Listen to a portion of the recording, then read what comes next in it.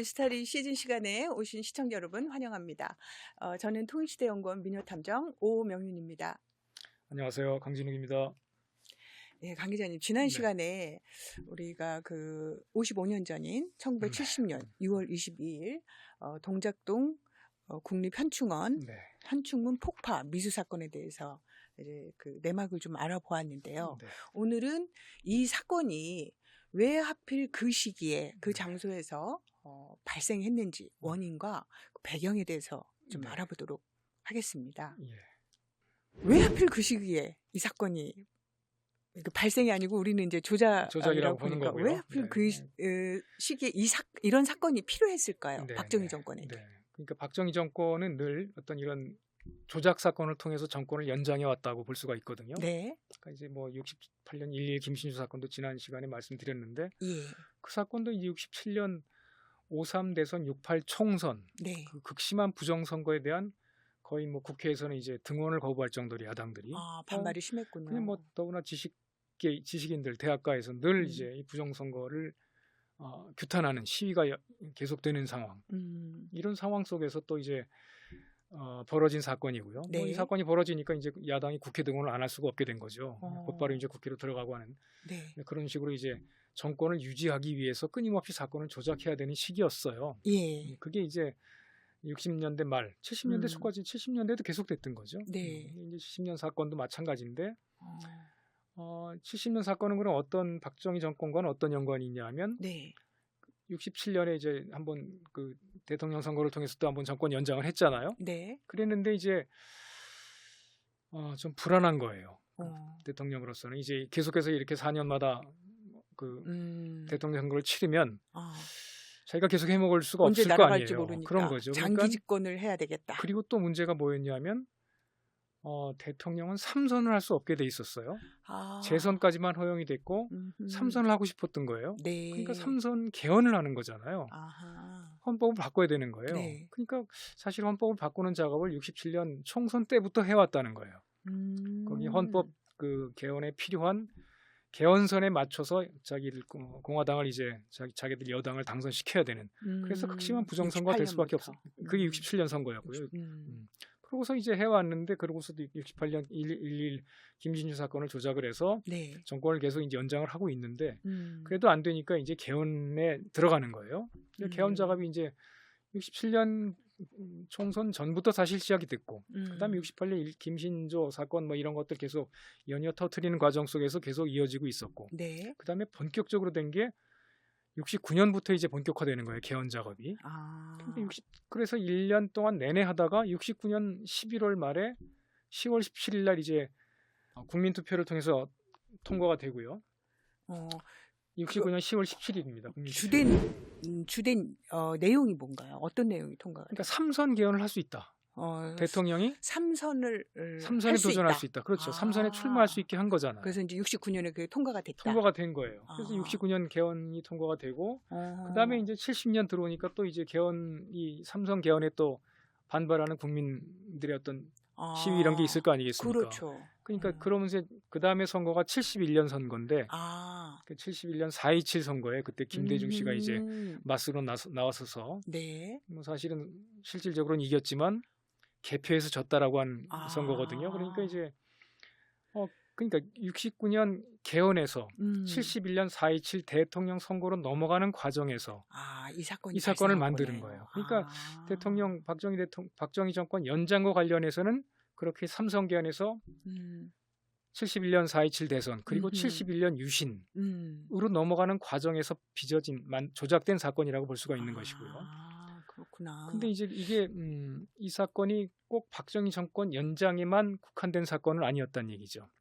더 큰 틀에서 보면 네. 박정희 정권은 어떻게 보면 미국의 동북아 체제, 동북아 군사 패권 체제 구축을 위한 하나의 도구로서의 정권이었단 말이에요. 그렇죠. 박정희가. 그렇죠. 그러니까 박정희 정권을 계속 연장시켜 준 이유는 미국의 동북아 패권 질서를 유지하기 위한 목적에서. 네네. 그렇다면 단지 박정희 정권 연장만을 볼 필요가 없이 박정희 정권을 도구로 하는 미국의 동북아 패권 전략에 비추어서 또 이 사건을 볼 수가 있다는 얘기죠.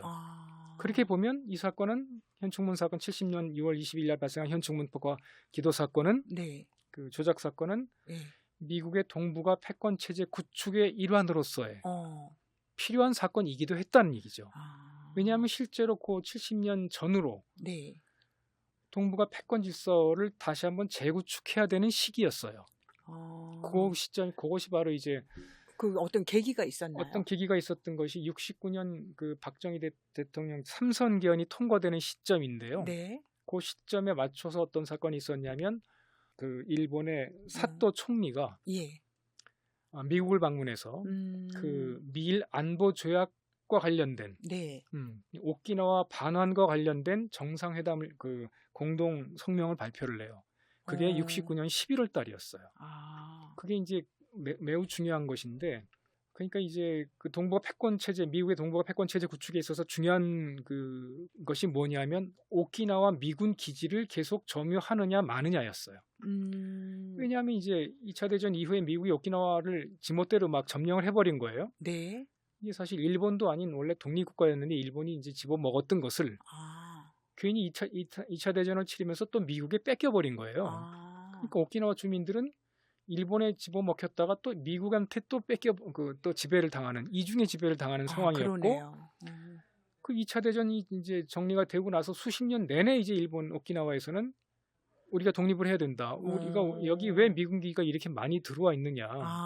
이런 그 반발이 독립운동이 있었군요. 독립운동이 계속 있었던 거죠. 그리고 특히나 이제 65년에 그 미군의 베트남전이 본격화되면서 오키나와 주민들이 이제 거세게 반발했던 이유가 그 베트남 폭격 기지가 돼버린 거예요. 오키나와가. 아니, 도대체 우리 땅에 있는 기지가 왜 베트남 인민들을 죽이는 이런 공격 기지가 되느냐. 빨리 미군 나가라라고 한 목소리가 비등을 한 거예요. 그랬군요. 네, 그게 이제 65년 1월부터 이제 오키나와 반환 문제가 본격적으로 제기가 되는 거예요. 그러다가 이제 이렇게 반환을 일본에 반환하는. 그렇죠. 일단 오키나와 주민들은 일단 우리가 일본 국가였으니까 일본이 이제 사실은 명치 유신 직후에 이제 오키나와를 집어먹었거든요. 1870 몇 년에 76년인가요? 근데 그때부터 사실은 오키나와는 일본이었으니까 미국 니들은 나가고 일단 우리를 일본으로 돌려놔라. 그러니까 오키나와 반환에 관한 주장과 그다음에 주민들의 반미, 반전, 이런 게 계속됐던 시기예요. 그래서 오키나와 반환을 위해서 미국과 일본이 이제 일본은 그러면 정말로 그 오키나와에 있는 미군 기지를 내쫓고 오키나와를 다시 일본에 받기를 원했을 수도 있죠. 원했을지 모르지만 미국이 허용을 안 해주니까. 허용을 안 해주니까 일본은 그냥 미국 하는 대로 따라가는 거예요. 슬그머니 쫓아가서 그럼 미국 하자는 대로 하면서 적당하게 오키나와의 행정권만 반환받는 쪽으로 결론이 나게 되는 거거든요. 그게 이제 65년 1월부터 72년 5월 15일 그 시정권, 행정권을 반환되기까지 5년 그 여에 걸친 그 작업이 있었던 거예요. 미국과 일본 간의 어떤 그 공모 내지는 작당인 것인데 그때 앞장섰던 정권이 일본에선 사또 정권이고 미국에선 그 베트남전 내내 이제 그 관여했던 그 존슨 정권, 그리고 나서 넘어간 게 닉슨 정권에서 이제 정리가 되는 거거든요. 그러니까 그 시기 내내, 그러니까 65년부터 사또가 미국과 사또 정권과 미국 미일 간의 정상회담이 3건이 있었어요. 3차례가 계속해서 이제 오키나와 문제 가지고 3건을 다 오키나와 문제를 가지고 안건으로 얘기를 집중적으로 이제 그게 논의가 된 거죠. 65년 사또가 그 존슨을 만난 걸 시작으로. 오키나와가 미국한테 왜 그렇게 중요하기 때문에 이 안건을 가지고 그렇게 계속 논의를 했을까요? 말씀드린 대로 동북아 군사 패권 체제를 그 군사력을 유지하기 위해서는 그 지역 거기 이제 일본의 밑에 있는 조그만 섬이거든요. 오키나와가. 한참 떨어지긴 하지만 그 섬에 집중적으로 이제 그 미군 기지가 설치가 돼 있으니까 이걸 뺏기면 안 되는 거예요. 그러니까 군사적으로 굉장히 중요했군요. 그렇죠. 이제 요거로 인해서 베트남전도 치를 수 있었고, 요걸로 인해서 중국도 견제할 수 있고, 요걸로 인해서 한국과 일본을 지배할 수 있기 때문에 오키나와 기지는 뺏기면 안 되는 거예요. 근데 이걸 계속해서 오키나와 주민들과 일본 주민들이 미군 철수하라고 계속 요구하니까 그런 상황이면 일본이 반환을 강력하게 요청할 수도 있는데 왜 행정권만 반환받는 걸로 끝났을까요? 그러니까 주민들을 믿고 일본 정권이 나서서 목숨 걸고 붙었다면 아마 할 수도 있었겠지만 그러니까요. 이미 오키나와 기지 어마어마한 기지 오키나와 전체 20%가량은 이미 미군 기지화돼 미군 시설이 버렸어요. 다 그걸 점거했구나. 쫓아낼 수가 없었던 거예요. 일본으로서는. 그게 오늘날까지는 마찬가지잖아요. 그 극단적인 예가 2010년에 천안함 사건 났을 때가 이제 그런 사건인데 그때 하토야마 정권이 오키나와에 있는 미군 기지를 최소한 현후에 이전으로 쫓아내겠다, 몰아내겠다고 이제 당선이 된 사람이에요. 네. 그걸 이제 자기는 정말 자기 공약을 실천하기 위해서 무지하게 애를 썼어요. 그랬는데 애쓰는 과정에서 일본으로서 미국으로서 무지하게 골치가 아팠던 거예요. 국방장관, 국무장관이 막 일본에 가서 설득도 해대고 네. 말도 안 되는 소리 하지 마라. 어떻게 이걸 현해로 이전한단 말이냐라고 이랬던 건데 마침 그때 2010년 3월 28일 날, 3월 26일 날 2010년 10년 천안함 사건이 터지면서 싹 정리가 되는 거예요. 봐라 지금 한반도 그 동북아에 이렇게 위험한 상황인데 북한에서 뭐 어뢰를 쏘아서 뭐 천안함 폭파시킬 정도의 사건인데 어떻게 오키나와에 있는 미군이 나가란 소리냐. 자동 정리된 게 아니고 천안함 사건을 빌미로 핑계 삼아 아주 그냥. 그러니까 그때 이제 하토야마가 얼마나 궁지에 몰렸었냐면 일본 내에 있는 그 일본 외무성 관료들이 전부 다가 미국 편을 드는 거예요. 총리 편을 드는 게 아니라. 네. 지네들 총리가 잘못했다고 막 내보내야 되는 분위기가 만들어진 거예요.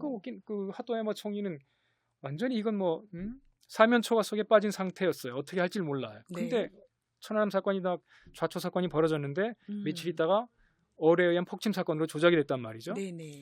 그러니까 잘 됐다. 이참에 물러나자 해서 하토야마가 그냥 물러나 버려요. 내가 상황 판단을 잘못했다. 동북아가 이렇게 위험한 상황인 줄 몰랐다. 이러면서 질린 슬그머니 나가는 거거든요. 네. 그러니까 또 설명이 길어졌는데 오키나와 문제는 항상 이렇게 동북아 패권 체제 구축. 네. 박정희 체제 뭐 정권 얘기했잖아요. 나중에 이제 최근까지 하토야마 정권까지 얘기를 했었는데 네. 60년대, 70년대는 일본의 정권은 더 했던 거죠. 일본이 뭐 미국에서 꼼짝 못하는 정권들이어서 사토 정권 마찬가지였고요. 사실 이 오키나와 문제 관련해서 이제 미국과 일본의 협의 체제를 만든 거는 그 사토의 친형인 키시노부스케가 사토 총리의 친형이거든요. 그 키시노부스케가 그 틀을 만들었어요. 그때 처음으로 57년에 미국에 가서 그 아이젠하워 대통령을 만나면서 네. 이 문제를 협의해요. 그래서 그 틀이 만들어져요. 그래서 60년에 미일 안보 조약이 개정을 해요. 네. 개정이 되는데 그때 키시가 다시 한번 미국 가서 아이젠하워 대통령을 두 번째로 만나서 개정을 한 게 미일 안보 조약이에요. 개정 안보 조약. 그 틀이 미국과 일본 간의 그 관계를 지금까지도 유지하는 틀인 거예요. 그 미일 안보 조약 틀에서 지금까지도 벗어나고 있질 않아요. 일본은. 우리 한미 조약 이게 틀처럼 마찬가지인 거예요. 그러니까 그 미일 간의 관계 틀을 키시노부스케가 짜놓고 그 대신에 이제 미일 안보 조약에 대한 국민들의 반발이 어마어마했어요. 그때가 언제였냐면 우리 4.19 때입니다. 4.19 한 달 뒤부터 5월 19일부터 일본의 전역에서 반정부 시위가 벌어져요. 그랬구나. 안보조약 이거 하면 안 된다. 우리가 왜 계속해서 미국에 이렇게 종속이 되어야 되느냐. 그걸 안보 투쟁이라 그러거든요. 우리 4.19 나기 딱 한 달 뒤부터 60년 5월 19일부터 거의 한 달 가까이. 그때까지는 그래도 일본의 그 저항 정신이 살아 있었어요. 그때는 일본 국민들도 살아 있었어요. 그렇죠. 그래서 안보 투쟁을 했어요. 그 안보 투쟁 때문에 키시노부스케가 결국 물러나요. 일단 그런데 물러났는데 미일 안보 신안보 조약은 그대로 유효가 된 거예요. 그게 언제 발효가 되냐면 60년 6월 22일 날 발효가 되는 거예요. 그게 왜 그랬냐면 한천문 폭파 사건이 일어나던 그날이네요. 아니 그게 그 뒤로부터 10년 뒤에 이 사건이 일어난 이유가 왜 그것 좀 말씀드리면 60년 6월 20일 날 발효된 그 미일 신안보 조약은 10년간 유효해요. 그러니까 70년 6월 22일에 이제 해지되거나 연장되거나 해야 되는 거예요. 그게 기한이 70년 6월 22일이 되는 거예요. 그렇군요. 10년 갑자기 넘어와 버렸는데요. 아무튼 그 60년 6월 22일 날 그때가 왜 또 그때 발효가 되어야 되냐면 아이젠하워 대통령이 일본을 방문하게 돼 있었어요. 왜냐하면 미일 신안보 조약을 맺었잖아요. 역사적인 사건을 이제 그 조약을 맺었기 때문에 아이젠하워 대통령이 일본을 오기로 돼 있었어요. 근데 그때 이제 안보 투쟁이 너무나 전국적으로 벌어져서 미 대통령이 오질 못해요. 그 방위를 포기하는 거예요. 일본 방문을 포기해버리고 그냥 미일 신안보 조약 그냥 발효되는 걸로. 그게 그러면 그 신안보 조약이 지금까지 유지되고 있는 건가요? 그러니까 그 현충문 사건이 나는 날인 70년 6월 22일 날까지 유지가 됐다가 네. 그날 갱신이 되느냐 폐지되느냐가 되는데 네. 미국이나 일본 양쪽이 어느 쪽에서도 이걸 폐지하자고 얘기를 안 했기 때문에 자동 연장이 된 거죠. 손을 못 대니까 네, 그냥 자동 연장이 연장된 돼서 그냥 거구나. 이렇게 연장 해오고 있었던 거예요. 네. 그게 뒤에 이제 어느 시점까지 계속되느냐 뭐 굳이 따질 필요 없이 계속 이 체제로 그냥 오고 있는 거예요. 그렇군요. 지금까지도 이제 미일 신안보조약의 틀 속에서 미일 관계가 유지되고 있고 그 미일 관계는 동북아 미국의 패권 체제 유지에 아주 중요한 핵 근간이 되고 있는 거죠. 그 한 축이 또 다른 축이 한미 관계인 것이고요. 네. 한미 동맹 관계인 네. 것이고. 그래서 한미 동맹과 미일 동맹을 연결해서 어떻게든지 미일 한 동맹 관계를 유지하려고 애를 쓰고 있는 것이죠. 그게 바로 동북아 패권 체제 근간이 되는 겁니다. 그럼 그 체제를 유지 또는 갱신하기 위해서 네. 또 어떤 한국의 어떤 분위기가 필요했기 때문에 그럼 이 현충문 사건이 그런 거죠. 조작된 그런 거라고 거죠. 봐야 그런 되나요? 걸로 봐야 되는 거죠. 왜냐하면 이제 미일 신안보조약이 60년 6월 20일 날 발효가 돼서 네. 70년 6월 22일 날 그 종료가 되면 끝날 수도 있거든요. 네. 그럴 때 일본 국민들이 또 한번 거세게 데모를 하는 거예요. 이거 빨리 종결시켜라. 60년 때만큼의 안보 투쟁만큼의 전국적이진 않았지만 그래도 몇만 명 단위가 그 도쿄 도심에 모여서 네. 이거 폐지해야 된다고 데모를 하는 거예요. 그게 거의 60년 5월부터 한참 지속이 되는 거예요. 그러니까 그럼 그렇게 되면 일본 정부로서나 미국 정부로서는 또 뭔가 동북아의 위기를 또 만들 필요가 있는 거죠. 그렇죠. 이런 위기 속에 있는데 어떻게 이걸 폐지하란 말이냐? 나는 그 일종의 뭐라고 그럴까요? 그 동북아 패권 체제 유지 또는 남북 분단 체제 유지라고 할 수 있는데 네. 그 동북아 패권 체제 유지의 매뉴얼인 거예요. 뭔가 미일 관계가 틀어질만 하면 한반도 내에서 뭔가 이상한 사건이 조작되는 그럼으로써 미일 관계는 다시 예전의 틀 속으로 빠져버리는 일종의 공식인 거죠.